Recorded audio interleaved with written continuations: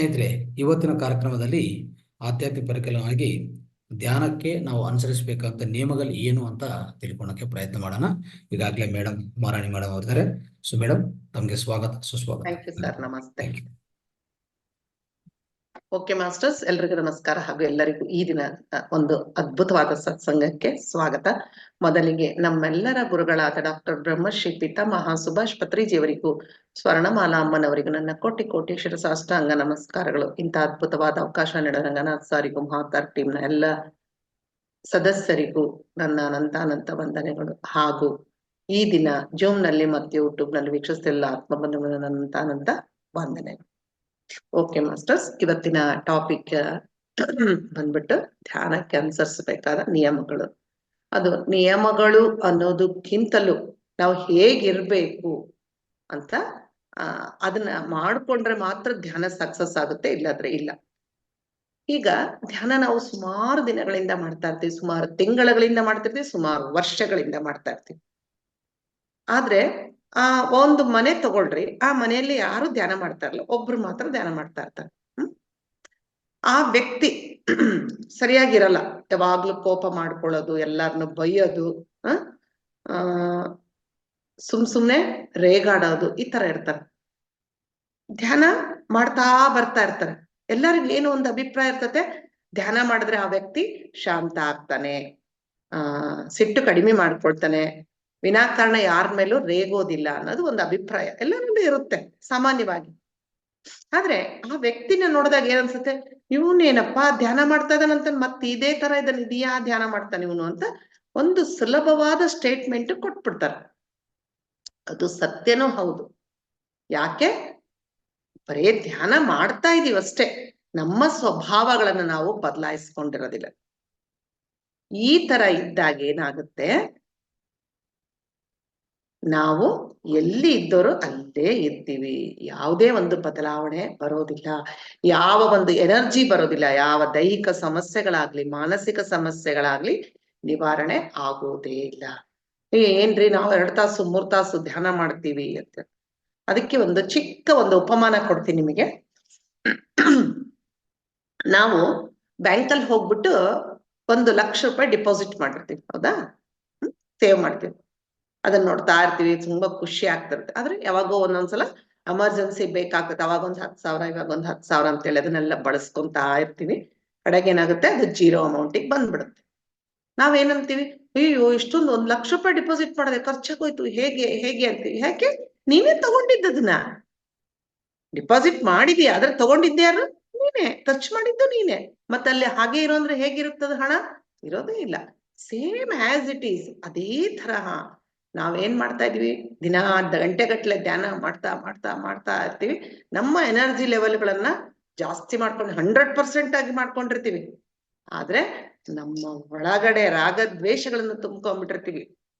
ಕೋಪ, ತಾಪ, ಕಂಪ್ಲೇಂಟ್ಸ್ ಹೇಳೋದು, ಅಕ್ಸೆಪ್ಟ್ ಮಾಡ್ಕೊಳ್ಳಾರ್ದಂಗಿರೋದು, ಸೆಲ್ಫ್ ಲವ್ ತೋರ್ಸ್ಲಾರ್ದೆ ಇರೋದು, ಗ್ರಾಟಿಟ್ಯೂಡ್ ತೋರ್ಸ್ಲಾರ್ದೆ ಇರೋದು, ಈ ತರ ಎಲ್ಲ ಮಾಡ್ಕೊಂಡಾಗ ಏನಾಗುತ್ತೆ, ಎನರ್ಜಿ ಲೆವೆಲ್ ಕಡಿಮೆ ಆಗ್ತಾ ಬರುತ್ತೆ. ಇಲ್ಲಿ ಬೆಳಿಗ್ಗೆ ಎದ್ದ ತಕ್ಷಣ ಧ್ಯಾನ ಮಾಡಿ ಜಾಸ್ತಿ ಮಾಡ್ಕೊಳ್ತೀವಿ, ಆದ್ರೆ 24 hours ನಲ್ಲಿ ನಮ್ಮ ಒಂದು ಸ್ವಭಾವದಿಂದ ಅದನ್ನ ಎನರ್ಜಿ ಕೆಳಗಡೆ ಹಾಕೊಂಡು 0 ಸ್ಟೇಟಿಗೆ ಬರ್ತೀವಿ. ಆಗ ಧ್ಯಾನ ಮಾಡಿದ್ರು ಆ ವ್ಯಕ್ತಿಯಲ್ಲಿ ಯಾವ ಬದಲಾವಣೆಗಳು ಆಗೋದಿಲ್ಲ, ಏನ್ ಮಾಡಿದ್ರು ಬದಲಾವಣೆ ಆಗೋದಿಲ್ಲ. ಅವನು ಹಾಗೇ ಇರ್ತಾನೆ, ಅವನ ಸಮಸ್ಯೆಗಳು ಹಾಗೆ ಇರ್ತವೆ. ಸೊ ಹಾಗಾದ್ರೆ ನಾವು ಏನ್ ಮಾಡ್ಬೇಕು? ಆಯ್ತು ರೀ, ಏನೋ ನಮಗೆ ಗೊತ್ತಿಲ್ಲವಲ್ಲ, ಏನ್ ಮಾಡ್ಬೇಕು ಅಂದ್ರೆ ಅದಕ್ಕೋಸ್ಕರ ಒಂದು 5 ನಿಯಮಗಳನ್ನ ಹೇಳ್ತೀವಿ. ನಿಯಮಗಳು ಅನ್ನೋದಕ್ಕಿಂತ ನಮ್ಮ 5 ಒಳ್ಳೆಯ ಗುಣಗಳನ್ನು ನಾವು ಅಳವಡಿಸ್ಕೋಬೇಕು. ಏನಪ್ಪಾ ಅಂದ್ರೆ ಇದೆ, forgiveness, acceptance, no complaints, self love, gratitude. ಈ 5 ನಾವು ಮಾಡಿದಾಗ ನಮ್ಮ ಜೀವನ ಅದ್ಭುತವಾಗಿರುತ್ತೆ. ಧ್ಯಾನದ ಒಂದು ಎನರ್ಜಿ ಲೆವೆಲ್ ಇಂದ ನಾವು ಏನ್ ಬೇಕಾದ್ರೂ ಸಾಧನೆ ಮಾಡ್ತಾ ಇರ್ತೀವಿ. ಸಾಮಾನ್ಯವಾಗಿ ಎಲ್ಲರೂ ಏನ್ ಅನ್ಕೊಂಡಿರ್ತಾರೆ ಅಂದ್ರೆ, ಧ್ಯಾನ ಮಾಡ್ಬೇಕು, ನಮ್ಮ ರೋಗಗಳು ನಿವಾರಣೆ ಆಗುತ್ತೆ, ಇದೇ ಒಂದು ಉದ್ದೇಶ ಇಟ್ಕೊಂಡು ತುಂಬಾ ಜನ ಬರ್ತಾರೆ. ತಪ್ಪಲ್ಲ, ಯಾರ್ದು ತಪ್ಪು ಅಂತ ಹೇಳ್ತಾ ಇಲ್ಲ ನಾನು. ಆದ್ರೆ ಸರ್ ಹೇಳ್ತಾರೆ, ನೀನು ಧ್ಯಾನ ಮಾಡ್ತಾ ಇರ್ಬೇಕು, ನೀನು ಅನ್ಕೋ ಬಿಡು, ನಿನ್ನ ಆರೋಗ್ಯ ಸುಧಾರಿಸ್ಬಿಡುತ್ತೆ, ನಿನ್ನ ಅನಾರೋಗ್ಯ ಸಮಸ್ಯೆಗಳೆಲ್ಲ ನಿವಾರಣೆ ಆಗುತ್ತೆ. ಯಾಕಂದ್ರೆ ಒಳಗಡೆ ಆ ಕಾಸ್ಮಿಕ್ ಎನರ್ಜಿ, ಆ ವಿಶ್ವಶಕ್ತಿಯಿಂದ ನಮ್ಮ ದೇಹ ಪ್ಯೂರ್ ಆಗ್ತಾ ಹೋಗುತ್ತೆ. ಅದರಲ್ಲಿರೋ ಕಲ್ಮಶಗಳನ್ನೆಲ್ಲ ಅದು ತೆಗಿತಾ ಹೋಗುತ್ತೆ. ಆದ್ರೆ ನಮ್ಮ ಉದ್ದೇಶ ಅಷ್ಟೇ ಅಲ್ಲ, ನಮ್ಮ ಆತ್ಮದ ಬೆಳವಣಿಗೆಯನ್ನು ನಾವು ಮಾಡ್ಕೊಂತ ಹೋಗ್ಬೇಕು. ಧ್ಯಾನದ ಎಷ್ಟೋ ಹಂತಗಳಿದಾವೆ. ನಾವು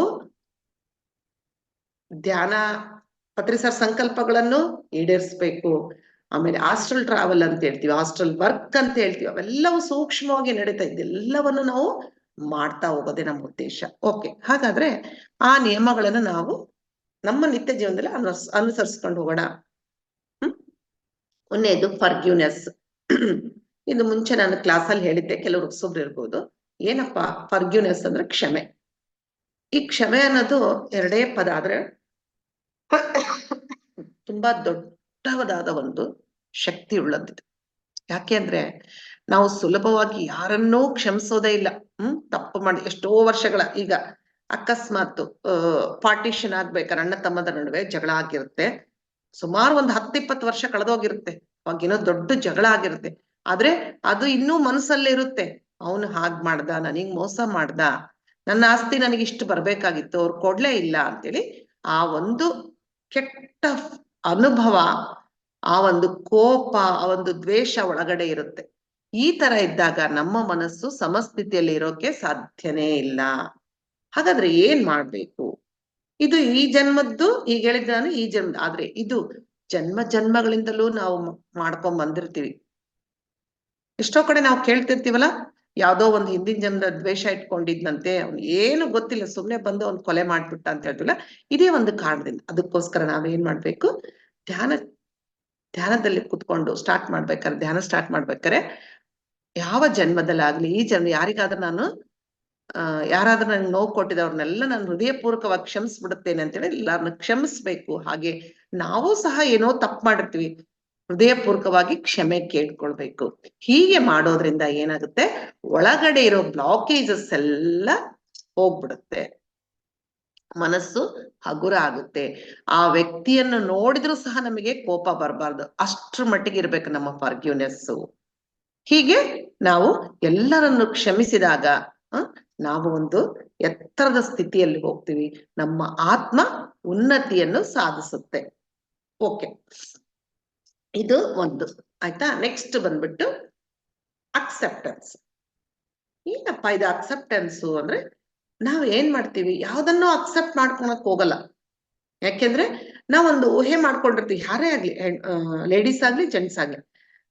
ನಮ್ಮ ಮನೆ ಹೀಗೆ ಇರ್ಬೇಕು, ನನ್ ಮದ್ವೆ ಆದ್ಮೇಲೆ ಹೀಗೆ ಗಂಡ ಇರ್ಬೇಕು, ಹೀಗೆ ಹೆಂಡತಿ ಇರ್ಬೇಕು, ನನ್ ಮಕ್ಳು ಹೀಗೆ ಇರ್ಬೇಕು, ನನ್ನ ಆರ್ಥಿಕ ಪರಿಸ್ಥಿತಿ ಹೀಗೆ ಇರ್ಬೇಕು ಅಂತೇಳಿ ಒಂದೊಂದು ಏನೋ ಒಂದು ಊಹೆ ಮಾಡ್ಕೊಂಡು, ಒಂದು ಇಮ್ಯಾಜಿನ್ ಮಾಡ್ಕೊಂಡಿರ್ತೀವಿ. ಯಾವಾಗ ಆ ಊಹೆಗೆ ತಕ್ಕ ಹಾಗೆ ನಡೀದೇ ಇದ್ರೆ ಏನ್ ಮಾಡ್ತೀವಿ ನಾವು, ಅಯ್ಯೋ ಅಂತೇಳಿ ಬೇಸರ ಮಾಡ್ಕೊಂತೀವಿ. ಯಾಕೆ ಬೇಸರ ಆಗ್ತಾ ಇದೆ, ನೀನ್ ಅಕ್ಸೆಪ್ಟ್ ಮಾಡ್ಕೊಂತ ಇಲ್ಲ. ನಂತರ ಮನೆಯಲ್ಲಿ ಇನ್ನೂ ಸಂಬಂಧಗಳಿರ್ತಾವಲ್ಲ, ಅತ್ತೆ ಸೊಸೆ ಆಗಿರ್ಬೋದು, ತಾಯಿ ಮಕ್ಕಳಾಗಿರ್ಬೋದು, ತಂದೆ ಮಕ್ಕಳಾಗಿರ್ಬೋದು, ಅಥವಾ ಕೋ ಸಿಸ್ಟರ್ಸ್ ನಡುವೆ ಆಗಿರ್ಬೋದು. ಹೀಗೆ ಯಾರನ್ನು ಏನಂತಾರ ಗೊತ್ತಾ, ಯಾ ಜನ್ಮದಾಗ ಏನ್ ಮಾಡಿದ್ನೋ ಏನೋ, ಇಂಥ ಮನೆಗ್ ಬಂದು ನಾನು ಬಿದ್ದೆ. ಹೀಗೆ ಏನಾಗುತ್ತಲ್ಲಿ, ಅಕ್ಸೆಪ್ಟ್ ಮಾಡ್ಕೊಳಕ್ ಆಗ್ಲಾರ್ದಂಗೆ ಏನಾಗುತ್ತೆ, ಮನಸ್ಸಿಗೆ ದುಃಖ ಆಗುತ್ತೆ. ಇಲ್ಲಿ ಸ್ನೇಹಿತರೆ ಇನ್ನೊಂದು ವಿಷಯ ನಿಮಗೆ ಹೇಳಕ್ಕೆ ಇಷ್ಟಪಡ್ತೀನಿ. ನಾವು ಮೇಲಿನ ಲೋಕಗಳಲ್ಲಿ ಇದ್ದಾಗ, ಅಂದ್ರೆ ಆತ್ಮಸ್ವರೂಪಿಗಳಾಗಿದ್ದಾಗ, ನಾವು ಒಂದು ಡಿವೈನ್ ಪ್ಲಾನ್ ಮಾಡ್ಕೊಂಡು ಈ ಭೂಮಿ ಮೇಲೆ ಬರ್ತೀವಿ. ಒಂದು ಯೋಜನೆ, ಪ್ರತಿಯೊಬ್ಬರಿಗೂ ಒಂದು ಯೋಜನೆ ಇರುತ್ತೆ. ಏನದು ಯೋಜನೆ? ಇಂಥವ್ರೇ ಗಂಡ, ಇಂಥವ್ರೇ ಹೆಂಡತಿ ಆಗ್ಬೇಕು, ಇಂಥವ್ರೇ ಮಕ್ಕಳಾಗಿರ್ಬೇಕು, ಅತ್ತೆ ಸೊಸೆ ಆಗಿರ್ಬೇಕು, ಇಂಥ ಪರಿಸ್ಥಿತಿಗಳೇ ಇರ್ಬೇಕು, ಇಂಥ ರೋಗಗಳಿಗೆ ಬರ್ಬೇಕು ಅಂತೇಳಿ ಒಂದು ಪ್ಲಾನ್ ತಗೊಂಡು ಆ ಪ್ಲಾನ್ ಪ್ರಕಾರ ನಾವಿಲ್ಲಿ ಬರ್ತೀವಿ. ಆದ್ರೆ ದುರದೃಷ್ಟ ಅಂದ್ರೆ ಏನು ಅಂದ್ರೆ, ಇಲ್ಲಿ ಬಂದ್ಮೇಲೆ ಆ ಮಾಯೆಗೆ ಒಳಗಾಗಿ ಎಲ್ಲವನ್ನು ಮರ್ತು ಬಿಡ್ತೇವೆ. ಆ ಪ್ಲಾನೇ ಮರ್ತೋಗ್ಬಿಡುತ್ತೆ ನಮಗೆ. ಅದು ಮತ್ತೆ ಯಾವಾಗ ನಮಗೆ ನೆನಪಾಗುತ್ತೆ, ಧ್ಯಾನ ಸಾಧನೆಯಿಂದ ನಮಗೆ ನೆನಪಾಗುತ್ತೆ. ಆ ಪ್ಲಾನ್ ಮರ್ತೋಗ್ಬಿಡ್ತೀವಿ. ಅಯ್ಯೋ ನನಗೆ ಈ ಅತ್ತೆ ಸರಿ ಇಲ್ಲ, ಈ ಸೊಸೆ ಸರಿ ಇಲ್ಲ, ಗಂಡ ಸರಿ ಇಲ್ಲ, ಹೆಂಡತಿ ಸರಿ ಇಲ್ಲ ಅಂತೇಳಿ ಮಾಡ್ಕೊಂತ ಹೋಗ್ತೀವಿ. ಇದು ಒಂಥರ. ಇನ್ನು ಕೆಲವು ಕಡೆ ಏನಾಗುತ್ತಂದ್ರೆ, ತುಂಬಾ ಒಳ್ಳೆ ತರ ಜೀವನ ನಡೀತಾ ಇರುತ್ತೆ, ಯಾವುದೇ ಒಂದು ಅಡ್ಡಿ ಆತಂಕಗಳಿಲ್ಲದೆ ನಡೀತಾರೆ. ಸಡನ್ ಆಗಿ ಯಾವುದೋ ಒಂದು ಕಾಯಿಲೆ ಬಂದ್ಬಿಡುತ್ತೆ. ಕಾಯಿಲೆ ಬಂದ್ಮೇಲೆ ಅಯ್ಯೋ ಅದನ್ನ ಒಪ್ಕೊಳ್ಳಲ್ಲ ನಾವು. ನಾನ್ ಧ್ಯಾನ ಮಾಡ್ತಾ ಇದ್ದೀನಿ, ನನಗೆ ಯಾಕೆ ಕಾಯಿಲೆ ಬಂತು, ಬರಬಾರ್ದಾಗಿತ್ತು, ಯಾವುದು ಒಪ್ಕೊಳ್ಳದಂದ್ರೆ ಏನಾಗ್ತದೆ ಮತ್ತೆ ಮನಸ್ಸಿಗೆ ನೋವಾಗ. ಅದಕ್ಕೆ ನಾವೇನ್ ಮಾಡ್ಬೇಕು, ಪರಿಸ್ಥಿತಿಗಳನ್ನು ಸಂಬಂಧಗಳನ್ನು ಮನಪೂರ್ವಕವಾಗಿ ಒಪ್ಕೊಳ್ತಾ ಹೋಗ್ಬೇಕು. ಏನೇ ಬಂದ್ರು ಆಯ್ತು ತಾನೇ, ಅವ್ರು ಹೀಗಿದಾರಲ್ಲ ಇರ್ಲಿ ಬಿಡು, ನಾನೇ ಅನುಸರಿಸ್ಕೊಂಡು ಹೋಗ್ತೀನಿ, ಬದಲಾವಣೆ ಆಗ್ತಾರ ಅವರು. ಅಯ್ಯೋ ಇದು ಬಂತ ಈ ಪರಿಸ್ಥಿತಿ, ಅಯ್ಯೋ ಇದೇನ್ ಮಾಡುತ್ತೆ ನಮ್ಮನ್ನ, ಇದನ್ನ ಟ್ಯಾಕಲ್ ಮಾಡೋಷ್ಟು ಶಕ್ತಿ ನನ್ನಲ್ಲಿ ಇದೆ ಅಂತ ಹೇಳಿ ನಾವು ಮಾಡ್ಕೊಂಡಾಗ ಏನಾಗುತ್ತೆ, ಯಾವ ಪರಿಸ್ಥಿತಿ ನಮ್ಮನ್ನ ಏನ್ ಮಾಡಲ್ಲ, ಯಾವ ಕೆಟ್ಟ ರಿಲೇಶನ್ಶಿಪ್ ನಮ್ಮನ್ನ ಏನ್ ಮಾಡಲ್ಲ, ಬದಲಾಗಿ ಅವೆಲ್ಲವೂ ಮಾರ್ಪಾಡಾಗ್ಬಿಡುತ್ತೆ. ನಮ್ಮ ಮನಸ್ಸು ಸಹ ಸಂತೋಷ ಸ್ಥಿತಿಲಿರುತ್ತೆ. ಇದೆಲ್ಲ ಏನು, ಎನರ್ಜಿ ಸೇವ್ ಮಾಡ್ಕೊಳಕ್ಕೋಸ್ಕರ ಇದು. ಓಕೆ, ಫರ್ಗಿವ್ನೆಸ್ ನೋಡಿದ್ವಿ, ಅಕ್ಸೆಪ್ಟೆನ್ಸ್. ನಂತರ ನೋ ಕಂಪ್ಲೇಂಟ್ಸ್. ಇದು ಮಾತ್ರ ತುಂಬಾ ತುಂಬಾ, ಇನ್ನೇನೋ ಹೇಳಿದ್ದೆ ನಾನು ಕ್ಲಾಸಲ್ಲಿ, ವಿಮರ್ಶೆ ಅಂತ ಹೇಳಿದ್ದೆ. ನಾವು ಏನ್ ಮಾಡ್ತೀವಿ, ಸದಾ ನಮ್ಮ ಜೀವನದಲ್ಲಿ ಎಷ್ಟೊಂದು ಇರುತ್ತೆ, ಆದ್ರೂ ಬೇರೆಯವ್ರ ಕಡೆ ಬೆಟ್ಟ ತೋರಿಸ್ತಾನೇ ಇರ್ತೀವಿ. ಅವ್ರು ಹಾಗ್ ಮಾಡಿದ್ರು, ಅವ್ರು ಹೀಗಿದ್ದಾರೆ, ಅವ್ರು ಈ ತರ ಇದ್ದಾರೆ, ಅವ್ರು ಏನೋ ಮಾಡಿದ್ರಂತೆ, ಈ ತರ ಎಲ್ಲ ಕಂಪ್ಲೇಂಟ್ಸ್ ಹೇಳ್ತಾ ಇರ್ತೀವಿ. ಇಲ್ಲಾಂದ್ರೆ ಅತ್ತೆ ಸೊಸೆ ಇರ್ತಾರ ಮಕ್ಳ ಹತ್ರ, ತಾಯಿ ಫೋನ್ ಮಾಡ್ಬಿಟ್ಟು ಮಗಳಿದ್ರೆ ಸೊಸೆ ಬಗ್ಗೆ ಕಂಪ್ಲೇಂಟ್ ಹೇಳ್ತಿರ್ತಾಳ, ಇಲ್ಲ ಸೊಸೆ ತಮ್ಮ ತವ್ರ ಮನೆಯವರಿಗೆ ಅತ್ತೆ ಮೇಲೆ ಕಂಪ್ಲೇಂಟ್ ಹೇಳ್ತಿರ್ತಾಳ. ಇದು ಸರ್ವಸಾಮಾನ್ಯವಾದ ಸಂಗತಿ. ನಾವು ಏನ್ ಬಿಡಿ ಕಂಪ್ಲೇಂಟ್ಸ್. ಅದಕ್ಕೆ ಸರ್ ಯಾವಾಗ್ಲೂ ಹೇಳ್ತಾರೆ ಗುರುಗಳು, ನೋ ಕಂಪ್ಲೇಂಟ್ಸ್ ನೋ ಜಡ್ಜ್ಮೆಂಟ್ ಅಂತ ಹೇಳ್ತಿರ್ತಾರೆ. ಆಮೇಲೆ ಸರ್ ಇನ್ನೊಂದು ಹೇಳಿದ್ದಾರೆ, ಇಬ್ಬರು ವ್ಯಕ್ತಿಗಳು ಮಾತನಾಡುವಾಗ ಮೂರನೆಯ ವ್ಯಕ್ತಿ ಬಗ್ಗೆ ಮಾತಾಡ್ಬಾರ್ದು ಅಂತ ಹೇಳ್ತಾರೆ. ಅಂದ್ರೆ ಅಲ್ಲಿ ಮತ್ತೇನಂದ್ರೆ ಬೇರೆ ಅರ್ಥದಲ್ಲಿ ಕಂಪ್ಲೇಂಟ್ಸ್ ಹೇಳ್ಬಾರ್ದು ಅಂತ. ಯಾಕೆ ಹೇಳ್ಬಾರ್ದು ಅಂತಂದ್ರೆ ಮತ್ತೆ ನಮ್ಮ ಎನರ್ಜಿ ಲೆವೆಲ್ನಲ್ಲಿ ನಾವು ಕಡಿಮೆ ಮಾಡ್ಕೊಂತೀವಿ. ಅಷ್ಟೇ ಅಲ್ಲ, ಅವರ ಒಂದು ಪಾಪವನ್ನು ಸಹ ನಾವು ಕಟ್ಟಿಕೊಳ್ತೇವೆ. ಅದಕ್ಕೆ ಏನೇ ಇರ್ಲಿ, ಯಾವ ವಿಷಯ ಆಗಿ ಯೋಚನೆ ಮಾಡ್ಬೇಕು, ಇದು ನನಗೆ ಅವಶ್ಯಕತೆ ಇದೆನಾ, ಅವ್ರ ಮೇಲೆ ಹೇಳಿದ್ರೆ ಕಂಪ್ಲೇಂಟ್ ಹೇಳಿದ್ರೆ ಏನಾದ್ರೂ ಸಿಗುತ್ತಾ ನನಗೆ, ಅವ್ರ ಮೇಲೆ ಜಡ್ಜ್ ಮಾಡಿದ್ರೆ ಏನಾದ್ರೂ ಸಿಗುತ್ತಾ, ಇದು ನನ್ನ ಆತ್ಮ ಉನ್ನತಿಗೆ ಸಹಾಯ ಆಗುತ್ತೆ, ಈ ತರ ನಾವು ಯೋಚನೆ ಮಾಡಿ ಅವನ್ನೆಲ್ಲ ಕಟ್ ಆಫ್ ಮಾಡ್ಬೇಕು. ಹೀಗೆ ನಾವು ವಿತೌಟ್ ಕಂಪ್ಲೇಂಟ್ಸ್ ನಾವು ಆರಾಮಾಗಿ ಜೀವನ ಮಾಡಿದಾಗ ಏನಾಗುತ್ತೆ, ಮತ್ತೆ ನಮ್ಮ ಎನರ್ಜಿ ಲೆವೆಲ್ ಜಾಸ್ತಿ ಆಗ್ತಾ ಹೋಗುತ್ತೆ. ನಂತರ ಈ ಕಂಪ್ಲೇಂಟ್ ಅನ್ನೋದು ಹೇಗಿರುತ್ತಂದ್ರೆ, ಈಗ ಸಪೋಸ್ ಎಲ್ಲರಿಗೂ ಗೊತ್ತಿದೆ ಊಹಾಪೋಹಗಳು ಅಂತ ಹೇಳ್ತೀವಲ್ಲ, ಒಬ್ಬ ವ್ಯಕ್ತಿಯ ಬಗ್ಗೆ ಏನೋ ಇರುತ್ತೆ, ವಿಷಯ ಕೇಳ್ತೀವಿ, ಅದನ್ನ ನಾವು ಸುಮ್ಮನೆ ಇರ್ತೀವ, ಇನ್ನೊಬ್ಬರ ಬಗ್ಗೆ ಅದನ್ನ ಫಾರ್ವರ್ಡ್ ಮಾಡ್ತೀವಿ. ಮತ್ತೆ ಅವ್ರು ಏನ್ ಮಾಡ್ತಾರೆ, ಅದಕ್ಕೊಂದಿಷ್ಟು ಉಪ್ಪಿನಕಾಯಿ ಸೇರಿಸಿ ಇನ್ನೊಂದ್ ಕಡೆ ಹೇಳ್ತಾರೆ, ಇನ್ನೊಂದ್ ಕಡೆ ಉಪ್ಪಿನಕಾಯಿ ಸೇರಿ, ಅದು ಏನಾಗುತ್ತೆ ಕೊನೆಯಲ್ಲಿ ಅಂದ್ರೆ ಆ ವಿಷಯ ಇರೋದೇ ಬೇರೆ, ಅದು ಹೊರಗಡೆ ಬಂದಿರೋದೇ ಬೇರೆ ಆಗ್ಬಿಡುತ್ತೆ. ಅಷ್ಟು ರೆಕ್ಕೆ ಪುಕ್ಕಗಳನ್ನೆಲ್ಲ ಸೇರ್ಸ್ಕೊತಾ ಹೋಗ್ತೀವಿ. ಇದು ನಮಗ್ ಬೇಕಾ, ಅವಶ್ಯಕತೆ ಇದೆಯಾ, ಆ ಮನುಷ್ಯ ಏನ್ ಮಾಡ್ತಾ ಇದೆ ಅಂತ ನಿನಗ್ ಗೊತ್ತಾ, ಅವನು ಅದನ್ನ ಮಾಡಿದನೆಲ್ಲ ನಿಂಗ್ ಗೊತ್ತಾ, ನೀನ್ ನೋಡಿದೀಯಾ, ಮತ್ ಯಾಕೆ ನಾವು ಮಾತಾಡ್ಬೇಕು, ಮಾತನಾಡುವ ಹಕ್ಕು ಇಲ್ಲ ನಮ್ಗೆ. ಮೊದ್ಲು ನಮ್ಮನ್ನ ನಾವು ಸರಿ ಮಾಡ್ಕೋಬೇಕು. ಅದಕ್ಕೆ ಒಂದ್ ಹೇಳ್ತಾರೆ, ಒಬ್ರು ತಮ್ಮ ಎಲೆಯಲ್ಲಿ ಆನೆ ಸತ್ತು ಬರುತ್ತಂತೆ, ಇನ್ನೊಬ್ರ ಎಲೆಯಲ್ಲಿ ನೊಣ ಹುಡ್ಕಕ್ ಹೋಗ್ತಾರಂತೆ. ನೋಡಿ ಹೀಗೆ. ಅದಕ್ಕೆ ಫಸ್ಟ್ ನಮ್ಮನ್ನು ನಾವು ನೋಡ್ಕೊಂತಾನೆ ಇರ್ಬೇಕು ಸದಾ. ನಾನು ಯಾರಾದ್ರೂ ಕ್ಷಮೆ ಮಾಡಿಲ್ವಾ, ಏನಾದ್ರೂ ಅಕ್ಸೆಪ್ಟ್ ಮಾಡಿಲ್ವಾ, ನಾನು ಯಾರಾದ್ರೂ ಜಡ್ಜ್ ಮಾಡ್ತಾ ಇದ್ದೀನಾ ಅಂತೇಳಿ ನಮ್ಮನ್ನು ನಾವು ಪರೀಕ್ಷೆ ಮಾಡ್ಕೊಂತ ಹೋಗ್ತಾ ಇರ್ಬೇಕು. ಸರಿ, ಈ 3 ನಿಯಮಗಳನ್ನು ನೋಡಿದ್ವಿ, 3 ಸೂತ್ರಗಳನ್ನು ನೋಡಿದ್ವಿ. ಇನ್ನೊಂದು ಸೆಲ್ಫ್ ಲವ್. ಇಲ್ಲಿ ಸೆಲ್ಫ್ ಲವ್ ಬರುತ್ತೆ, ಲವ್ ಬರುತ್ತೆ. ಅಂದ್ರೆ ಇನ್ನೊಬ್ಬರನ್ನ ಪ್ರೀತಿ ಮಾಡೋದು. ನಾವು ಯಾವಾಗ್ಲೂ ಯಾರನ್ನೂ ಪ್ರೀತಿ ಮಾಡಲ್ಲ. ಅಕಸ್ಮಾತ್ ಮಾಡಿದ್ರೆ ನೆಕ್ಸ್ಟ್ 1 ಸಲ 2 ಸಲ ನಾವು ಮಾಡ್ತೀವಿ ಅನ್ಕೊಡ, 3rd ಟೈಮ್ ಏನ್ ಮಾಡ್ತೀವಿ, ನಾನು ಎಷ್ಟು ಪ್ರೀತಿ ಮಾಡ್ತಾ ಇದ್ದೀನಿ, 1 ಸಲ ಆದ್ರೆ ನನ್ನ ಅವ್ನು ಪ್ರೀತಿ ಮಾಡಬಾರ್ದ, ಪ್ರೀತಿ ಮಾತುಗಳನ್ನ ಹೇಳ್ಬಾರ್ದ ಅಂತ ಹೇಳ್ತಾರೆ. ಅದಕ್ಕೆ ನಾವು ಎಲ್ಲರನ್ನು, ಅಂದ್ರೆ ಪ್ರಕೃತಿಯನ್ನು, ಗಿಡ ಮರಗಳನ್ನು, ಪ್ರಾಣಿಗಳನ್ನು, ಮನುಷ್ಯರನ್ನು ಸಹ ನಾವು ಅನ್ಕಂಡೀಷನ್ ಆಗಿ ಲವ್ ಮಾಡ್ಬೇಕು. ಯಾವುದೇ ಒಂದು ಎಕ್ಸ್ಪೆಕ್ಟೇಷನ್ ಅಲ್ಲದೆ ಲವ್ ಮಾಡ್ಬೇಕು. ಇದೇನ್ ವ್ಯಾಪಾರನ? ಅವ್ನ್ ಮಾಡ್ಲಿ ಬಿಡ್ಲಿ, ನಿನಗ್ ಬೇಕಾ, ಪ್ರೀತಿ ಮಾಡ್ಬೇಕಾ, ನೀನ್ ಮಾಡು ಅಷ್ಟೇ, ನೋ ಎಕ್ಸ್ಪೆಕ್ಟೇಷನ್. ಯಾವಾಗ ಎಕ್ಸ್ಪೆಕ್ಟೇಷನ್ ಇದ್ರೆ ಏನಾಗುತ್ತೆ, ಅಲ್ಲಿ ಮತ್ತೆ ದುಃಖ ಉಂಟಾಗುತ್ತೆ. ಸರಿ, ಈ ಲವ್ ಮಾಡ್ಬೇಕು ಅಂತಂದ್ರೆ ಮುಂಚೆ ನಮ್ಮನ್ನು ನಾವು ಪ್ರೀತಿಸ್ಕೊಳ್ಳೋದನ್ನ ಕಲಿಬೇಕು. ಈ ಸೆಲ್ಫ್ ಲವ್ ಅನ್ನೋದು ನಾವು ಧ್ಯಾನಕ್ಕೆ ಬಂದ ಮೇಲೆ ತಿಳ್ಕೊಂಡಿದ್ದು, ಈಗ ಸುಮಾರು ಒಂದು 4-5 ವರ್ಷಗಳ ಕೆಳಗಿದ್ದು. ಇಲ್ಲಾಂದ್ರೆ ಸೆಲ್ಫ್ ಲವ್ ಬಗ್ಗೆ ಯಾರಿಗೂ ಗೊತ್ತಿಲ್ಲ. ಏನದು ನಮ್ಮನ್ನ ನಾವು ಮಾಡ್ಕೊಳೋದು ಏನದು, ಬೇರೆಯವ್ರನ್ನ ಪ್ರೀತಿ ಮಾಡ್ಬೇಕಾಗ್ಲಿ ನಮ್ಮನ್ನ ನಾವು ಮಾಡ್ಕೋಬೇಕು. ಯಾಕೆಂದ್ರೆ ನಿಜ, ಯಾಕೆ ಅಂದ್ರೆ ಯಾವಾಗ ನಮ್ಮನ್ನು ನಾವು ಪ್ರೀತಿ ಮಾಡ್ಕೊಳ್ತೀವೋ, ನಮ್ಮ ದೇಹದ ಮೇಲೆ ಅಭಿಮಾನ ತೋರಿಸ್ತೀವೋ, ಇಷ್ಟಪಡ್ತೀವೋ, ನಮ್ಮನ್ನು ಇಷ್ಟಪಡ್ತೀವೋ, ಅಲ್ಲಿ ನಾವು ಆತ್ಮಪರವಾಗಿ ಬೆಳೀತಾ ಹೋಗ್ತೀವಿ. ಯಾಕೆಂದ್ರೆ ಯಾವಾಗ ಈಗ ಎಷ್ಟೋ ಜನರಿಗಿರುತ್ತಲ್ಲ, ನಾನು ಚೆನ್ನಾಗಿಲ್ಲ, ನಾನು ದಪ್ಪ ಇದ್ದೀನಿ, ಕಪ್ಪಗಿದ್ದೀನಿ, ನಂಗೆ ಏನು ಮಾತಾಡೋಕೆ ಬರಲ್ಲ, ನಾನು ಕ್ಲಾಸ್ ಮಾಡ್ಬೇಕು ಅಂತೀನಿ ಧೈರ್ಯನೇ ಬರಲ್ಲ, ನನಗೆ ಸ್ಟೇಜ್ ಅಂದ್ರನೇ ಭಯ, ನಂಗೆ ಯಾವ ಸ್ಪೋರ್ಟ್ಸ್ ನಲ್ಲೂ ಇಲ್ಲ, ಯಾವ ಒಂದು ಆಕ್ಟಿವಿಟೀಸ್ ನಲ್ಲೂ ನಾನಿಲ್ಲ ಅಂತೇಳಿ ಎಷ್ಟೋ ಜನರಿಗಿರುತ್ತೆ. ಆದ್ರೆ ಅದನ್ನೆಲ್ಲವನ್ನು ನಾವು ಏನ್ ಅನ್ಕೊಂತೀವಿ, ನಾವು ಏನಾಯ್ತು ಬಿಡಿ ಇದೆಲ್ಲ ಅನ್ಕೊಂಡ್ರೆ ಏನಾಗುತ್ತೆ, ನಮ್ಮ ಮೇಲೆ ನಮ್ಗೆ ಅದಕ್ಕೆ ಫಸ್ಟ್ ನಮ್ಮ ಮೇಲೆ ನಮಗೆ ಪ್ರೀತಿ ಬೆಳೆಸ್ಕೋಬೇಕು. ಆ ಪ್ರೀತಿ ಬೆಳೆಸ್ಕೋಬೇಕಂತಂದ್ರೆ ಏನ್ ಮಾಡ್ಬೇಕು, ನಾವು ಕನ್ನಡಿಯಲ್ಲಿ ನಮ್ಮನ್ನು ನಾವು ನೋಡಿಕೊಳ್ತಾ ಐ ಲವ್ ಯು ಅಂತ ಹೇಳ್ಕೊಂತ ಹೋಗ್ಬೇಕು. ಯಾವಾಗ ಈ ತರ ಮಾಡ್ತೀವೋ, ನಮ್ಮನ್ನ ನಾವು ಇಷ್ಟಪಡೋಕೆ ಶುರು ಮಾಡ್ತೀವಿ. ಅಷ್ಟೇ ಅಲ್ಲ, ನಮ್ಮಲ್ಲಿರೋ ಯಾವುದೇ ಒಂದು ಬೇಡವಾದ ಗುಣಗಳಿರ್ಲಿ ಅವನ್ನ ಅಕ್ಸೆಪ್ಟ್ ಮಾಡ್ಕೋಬೇಕು, ಮತ್ತೆ ಚೇಂಜ್ ಮಾಡ್ಕೋಬೇಕು. ನಂತರ ನಮ್ಮಲ್ಲಿ ಏನು ಪಾಸಿಟಿವಿಟಿ ಇರ್ತಾವೋ, ಏನ್ ಪ್ಲಸ್ ಪಾಯಿಂಟ್ಸ್ ಇರ್ತಾವೋ ಅವನ್ನೇ ನೋಡ್ಕೋಬೇಕು. ನಾವು ಶಬಾಷ್ ಅಂತ ಹೇಳ್ಕೋಬೇಕು. ನಂತರ ನಾವು ಬೆಳೆಯೋಕೆ ಪ್ರಯತ್ನ ಮಾಡ್ತೀವಿ. ಯಾವ್ದೇ ಒಂದು ಚಿಕ್ಕ ಕೆಲಸ ಮಾಡ್ಲಿ, ನಮಗ್ ನಾವೇ ಎಷ್ಟ್ ಚೆನ್ನಾಗ್ ಮಾಡಿದೀಯ ನೀನು ಮಹಾರಾಣಿ ಅಂತೇಳಿ, ಅದಕ್ಕೆ ನಾವು ಆ ತರ ನಾವು ಮಾಡ್ಕೋಬೇಕು. ಇದರಿಂದ ಏನಾಗುತ್ತೆ, ನಮ್ಮ ಮೇಲೆ ನಮಗೆ ಪ್ರೀತಿ ಬರುತ್ತೆ.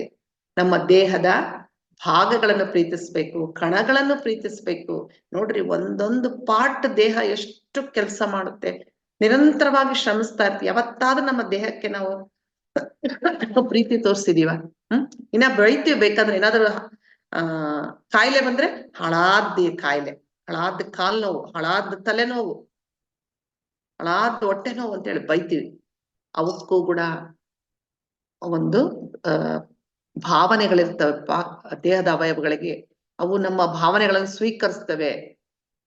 ಅದಕ್ಕೆ ಹೇಳ್ತಾರೆ, ಎಷ್ಟೊಂದ್ ಕಡೆ ಇದೆಲ್ಲ, ಕಣಗಳ ಜೊತೆ ಮಾತನಾಡಿ ಸಂಭಾಷಣೆ ಮಾಡ್ರಿ ಅಂತ. ನಿಮ್ಮ ದೇಹವನ್ನು ಮಾತಾಡ್ಸ್ರಿ, ಅದು ಖಂಡಿತ ನಿಮಗೆ ಪ್ರತಿಕ್ರಿಯೆ ತೋರಿಸುತ್ತೆ ಅಂತ. ಈ ತರ ನಾವು ಮಾಡಿದಾಗ ಏನಾಗುತ್ತೆ, ನಾವು ಇನ್ನು ಒಂದು ಆತ್ಮ ಪರವಾಗಿ ಬೆಳೀತಾ ಹೋಗ್ತೀವಿ. ನಮ್ಮ ಸೋಲ್ ಡೆವಲಪ್ಮೆಂಟ್ ಆಗುತ್ತೆ ಅಲ್ಲಿಗೆ.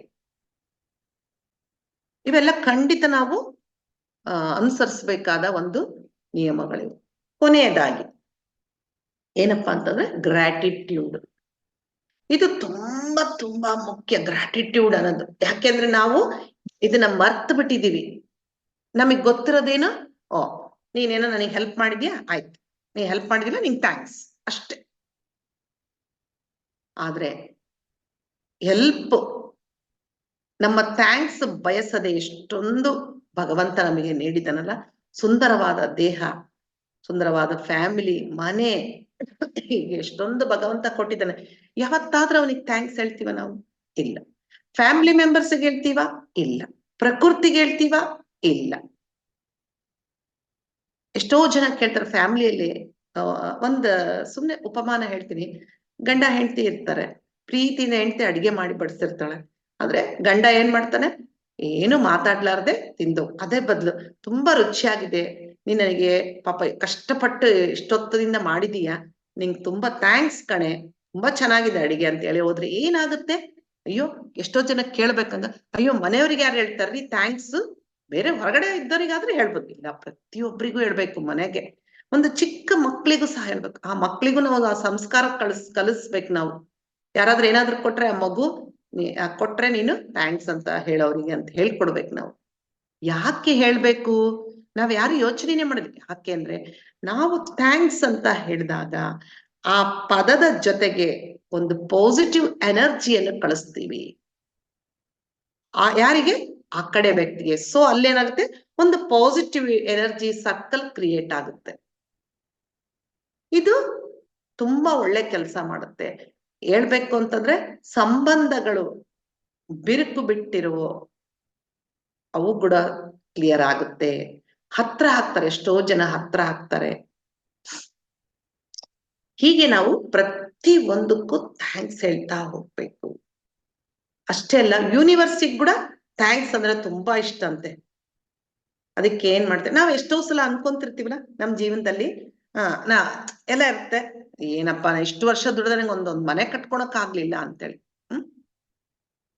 ಅವಾಗ ಏನ್ ಮಾಡ್ತೀವಿ, ಅಯ್ಯೋ ನನ್ನ ಹತ್ರ ಕಾರ್ ಇಲ್ಲ, ಈ ತರ ನಮ್ಮಲ್ಲಿ ಏನಿಲ್ಲಲ್ಲ ಅವುಗಳ ಮೇಲೆ ಕಾನ್ಸಂಟ್ರೇಟ್ ಮಾಡ್ತೀವಿ ನಾವು.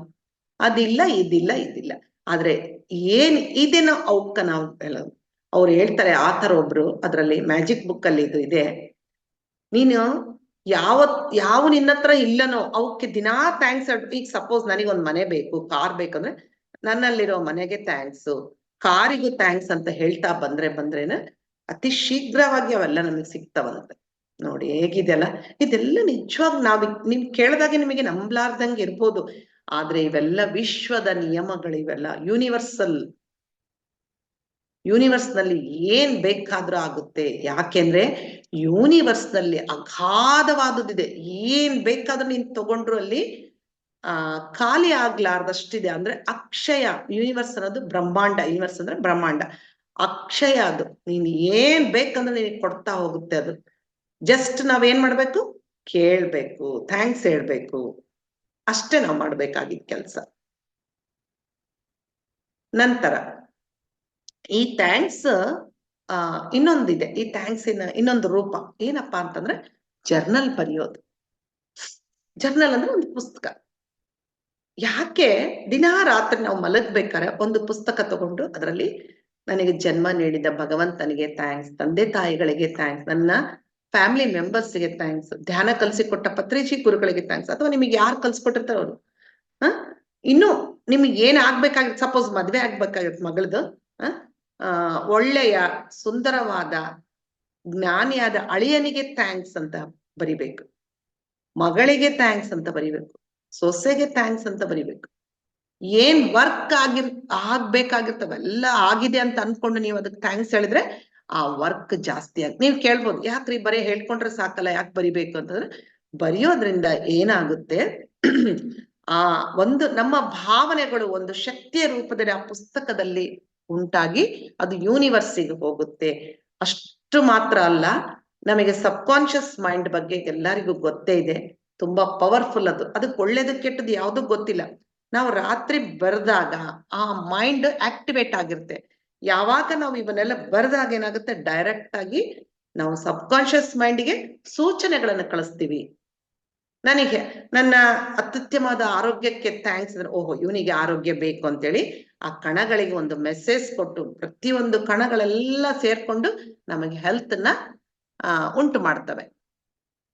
ಇದೆಲ್ಲ ಸೂಕ್ಷ್ಮವಾಗಿ ಆಗ್ತಾ ಇರುತ್ತೆ ಕೆಲಸ. ಅದಕ್ಕೆ ನಾವು ಏನ್ ಮಾಡ್ಬೇಕು, ಸಿಂಪಲ್ ಆಗಿ ಹೇಳ್ತೀನಿ, ಬೆಳಗ್ಗೆ ಎದ್ದ ತಕ್ಷಣ ಅಫರ್ಮೇಶನ್ಸ್ ಹೇಳ್ಕೋಬೇಕು, ನಂತರ ಧ್ಯಾನ ಮಾಡ್ಬೇಕು, ನಂತರ ಪ್ರತಿ ಒಂದಕ್ಕೂ ಒಂದು ಕೃತಜ್ಞತಾ ಭಾವದಿಂದ ಇಡೀ ದಿನ ಇದ್ದು ರಾತ್ರಿ ಮಲಗುವಾಗ ಆ ಜರ್ನಲ್ ಅನ್ನು ಬರಿಬೇಕು. ಈ ತರ ಮಾಡಿದಾಗ ಯಾರಿಗೆ ಯಾವ ನೆಗೆಟಿವ್ ಯೋಚನೆ ಬರುತ್ತೆ ಹೇಳಿ, ಖಂಡಿತ ಬರೋಲ್ಲ. ಸದಾ ಅದೇ, ನಾನು ಏನ್ ಪಾಸಿಟಿವ್ ಆಗಿ ಅಫರ್ಮೇಶನ್ಸ್ ಕೊಟ್ಕೋಬೇಕು, ನಾನು ಯಾರಿಗೆ ಥ್ಯಾಂಕ್ಸ್ ಹೇಳ್ಬೇಕು, ನಾನು ಈ ಒಂದು ಕೆಲಸ ವ್ಯಾಪಾರ ಮಾಡ್ತಾ ಇದೀನಿ ಥ್ಯಾಂಕ್ಸ್, ಕೆಲ್ಸದವ್ರಿಗೆ ಅವರಿಗೂ ಥ್ಯಾಂಕ್ಸ್ ಅಂತ ಈ ತರ ನಾವು ಹೇಳಿದಾಗ ಏನಾಗುತ್ತೆ,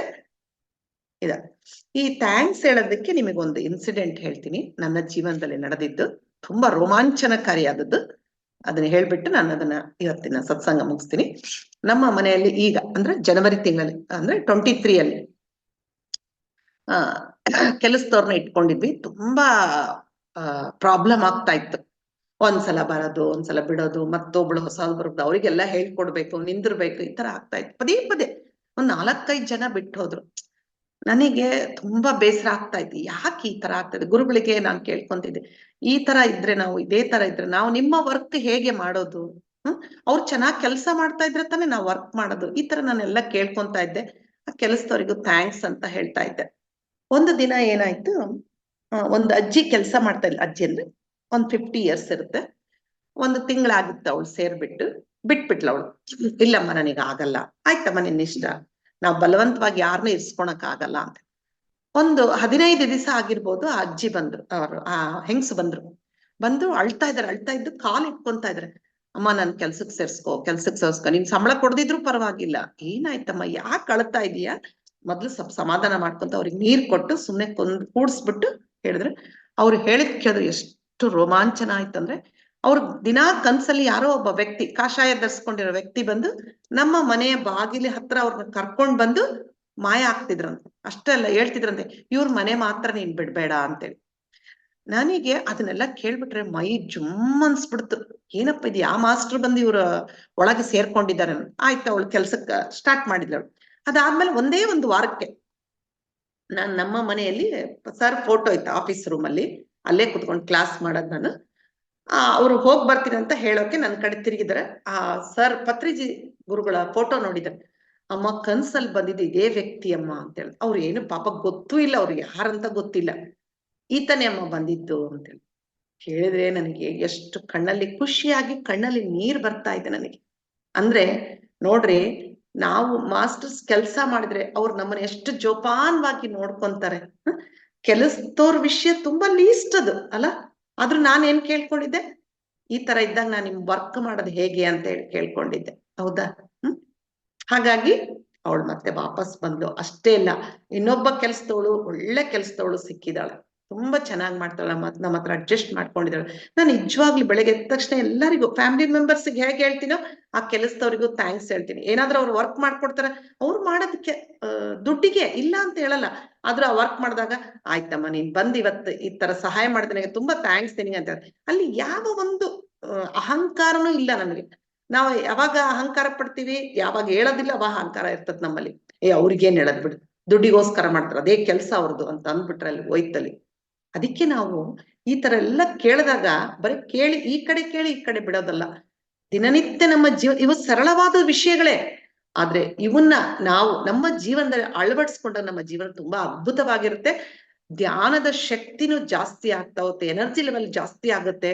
ನಂತರ ಆತ್ಮ ಪರವಾಗಿ ನಾವು ಒಂದು ಉನ್ನತಿಯನ್ನು ಸಾಧಿಸ್ತೀವಿ. ನಾವು ಆತ್ಮ ಉನ್ನತಿಗೋಸ್ಕರನೇ ಈ ಭೂಮಿ ಮೇಲೆ ಹುಟ್ಟು ಬಂದಿದ್ದೀವಿ, ಸುಮ್ನೆ ಹುಟ್ಟು ಬಂದಿಲ್ಲ ನಾವು.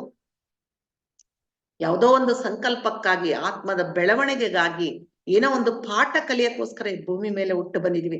ಹಾಗೆ ಕಲಿಲಾರ್ದೆ ನಮ್ಮ ಸಂಕಲ್ಪಗಳನ್ನ ಈಡೇರಿಸ್ಕೊಳ್ಳಾರ್ದೆ ನಾವು ವಾಪಸ್ ಹೊರಟೋದ್ರೆ ಮತ್ತೆ ಏನ್ ಮಾಡ್ತಾನೆ ಭಗವಂತ, ನಾನು ಹೇಳಿದ್ದೇನು ನೀನ್ ಮಾಡಿದ್ದೇನು ಅಂತ ಪುನಃ ಹೋಗು ಅಂತೇಳಿ ನಮ್ಮನ್ನು ಕಳಿಸ್ಬಿಡ್ತಾನೆ. ಅದಕ್ಕೋಸ್ಕರ ಸಾಧನೆ, ಅದಕ್ಕೆ ನಮ್ಮ ಗುರುಗಳು ಸರಳವಾಗಿ ಹಾಕೊಟ್ಟಿದ್ದಾರೆ, ಧ್ಯಾನ, ಸ್ವಾಧ್ಯಾಯ, ಸತ್ಸಂಗ ಅಂತೇಳಿ.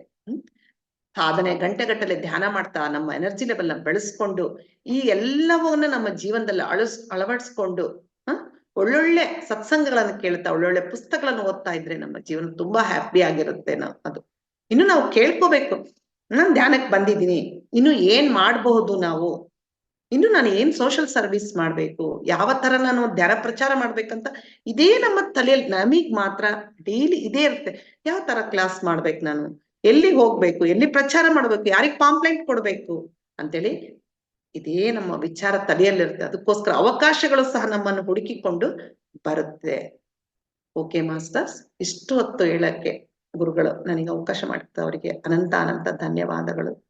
ಹಾಗೆ ರಂಗನಾಥ್ ಸರಿಗೂ ಎಲ್ಲ ಆತ್ಮ ಬಂಧುಗಳಿಗೆ ನನ್ನ ಅನಂತ ಧನ್ಯವಾದಗಳು. Thank you. Thank you very much madam. ತುಂಬಾ